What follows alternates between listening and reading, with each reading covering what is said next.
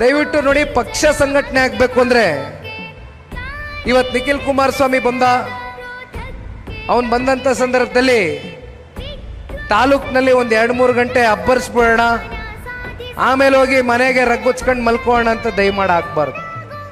ನಾನೊಂದು ಕೈ ಜೋಡಿಸಿ ಮನವಿ ಮಾಡ್ತೇನೆ.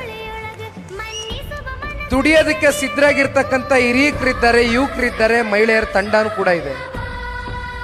30 ದಿನ ದಿವಸಕ್ಕೆ 3-4 ಗಂಟೆ, ಹೆಚ್ಚಿಗೆ 1 ಗಂಟೆನೂ ಕೆಲಸ ಮಾಡಬೇಡಿ.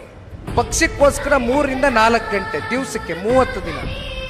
ಪ್ರತಿ ಪಂಚಾಯತಿಗೂ ಹಿರಿಯಕರು, ಯುವಕರು, ಹೆಣ್ಮಕ್ಳು ಒಂದು ಟೀಮ್ ಮಾಡ್ಕೊಳ್ಳಿ.